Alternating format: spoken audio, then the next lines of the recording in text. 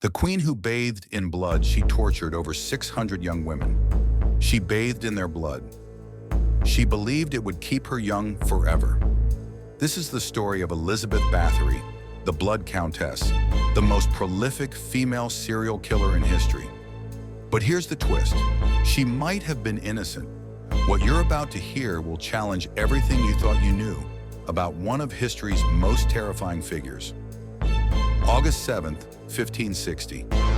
Near Bator, Hungary, Elizabeth Bathory was born into one of the most powerful families in Eastern Europe. Her uncle, Stephen Bathory, was the King of Poland and Grand Duke of Lithuania.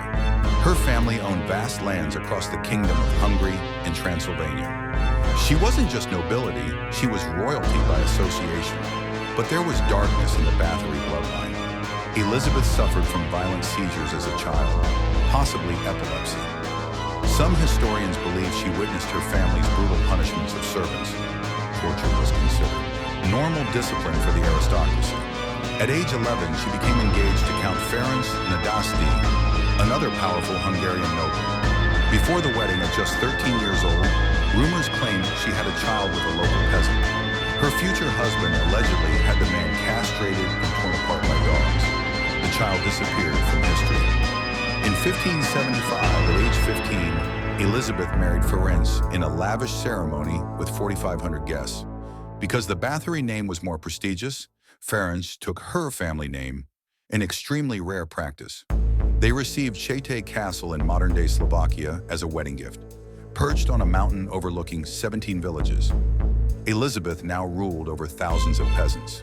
Ferenc was a professional soldier, constantly away fighting the invading Ottoman Empire. Elizabeth ran the estates alone, managed finances, commanded servants, and took lovers. Over the next decades, she bore 4 children: Anna, Orsolya, Catalin, and Pal. By all accounts, she was intelligent, multilingual, and an effective administrator. But something dark was brewing behind the castle walls. In 1604, Ferenc died from a debilitating leg disease. Elizabeth, now 43 and a widow, held complete control over the massive Nadasdy estates. And that's when the rumors started. Local families began hiding their daughters from the Countess's service. Stories spread of girls entering Štětí Castle and never returning. Screams echoed from the stone walls at night. According to later testimonies, Elizabeth surrounded herself with a sinister inner circle. There was Ilona Joe, her former wet nurse; Dorothea Sentes, a local woman accused of being a witch; Catalin Banica, who allegedly helped cure victims; and Johannes Uvari, a manservant. Together, they allegedly orchestrated horrors that would shock medieval Europe. And medieval Europe was not easily shocked. Witnesses would later testify to unimaginable cruelty. Girls stabbed with needles, burned with hot irons and keys, beaten to death, starved in dungeons, exposed naked to winter cold until they froze, covered in honey and left to be devoured by ants and bees. One girl was allegedly forced to cook and eat her own flesh. Elizabeth supposedly bit chunks of flesh from victims' faces, breasts, and shoulders. Here's where the legend gets its most famous detail: the blood baths. The story goes that one day, a servant girl was combing Elizabeth's hair and pulled too hard. The Countess struck her so violently that blood splattered onto her own hand. When it was wiped away, Elizabeth's skin appeared younger, fresher where the blood had touched. A woman named Anna Darvulia, possibly Elizabeth's lover, and definitely described as a witch, supposedly told her the secret. Bathing in the blood of young virgins would preserve eternal youth and beauty. From that moment, according to legend, peasant girls were systematically kidnapped, tortured, bled to death, and their blood collected for the Countess's grotesque beauty treatments. Iron cages with movable blades supposedly shredded victims, while Elizabeth bathed beneath them in the warm blood. For years, the murders continued. Peasant girls disappeared constantly, but peasants had no rights. Their deaths meant nothing to authorities. Elizabeth could torture and kill commoners with virtual impunity. But then she made a fatal mistake. By 1609, Elizabeth's supply of peasant girls was running low. On the advice of another woman, Ursi Mayurova, she began targeting daughters of the lesser nobility. These were girls sent to Štětí Castle to learn courtly manners and benefit from a connection to the powerful Countess. When they started disappearing, people who actually mattered began asking questions. A Lutheran minister brought complaints to King Matthias II of Hungary. The king had another motivation.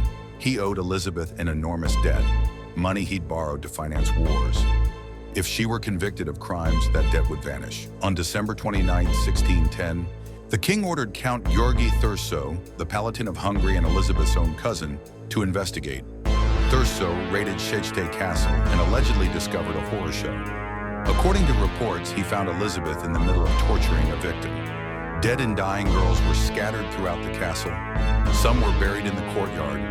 Others were found in unmarked graves around the property. One witness, the castellan of another Bathory castle at Sarvar, later testified that he knew of at least 175 girls who had died there, though he claimed he never knew how because he wasn't permitted in the Countess's private quarters. 4 of Elizabeth's servants were arrested with her. Under interrogation and likely torture, they confessed to assisting in the murders and provided gruesome details. In January 1611, 2 trials were held at Betka. 13 witnesses testified at the first trial. 4 of Elizabeth's servants gave shocking testimony about torture methods and the Countess's direct involvement. At the second trial, held in secret, a servant girl reportedly produced a list, written in Elizabeth's own handwriting, of 650 victims' names. The penalties were medieval and brutal. 2 female servants had their fingers torn out by executioners before being burned alive. The male servant, Johannes, was beheaded and his body burned. The 4th received life imprisonment. The witch Ersi Majorova was later caught and burned at the stake. But Elizabeth Bathory herself never stood trial. Her family was too powerful, too connected. Putting a Bathory on public trial would shame one of Hungary's greatest families. Instead, she was sentenced to house arrest, walled up inside her own castle. Workers bricked up the windows and doors of her chambers, leaving only a small slot for food to be passed through. She lived in complete darkness and isolation. No visitors. No communication with the outside world. Just stone walls and silence. For nearly 4 years, she remained entombed in her own home. On August 21st, 1614, Elizabeth Bathory was found dead in her cell. She was 54 years old. Guards discovered her face down on the floor. Her body was initially buried in the church crypt at Chocticha, but locals protested. They didn't want her evil buried in holy ground. Her remains were moved, though historians today don't know where. Some say she's buried at her family estate. Others claim her body was lost to history.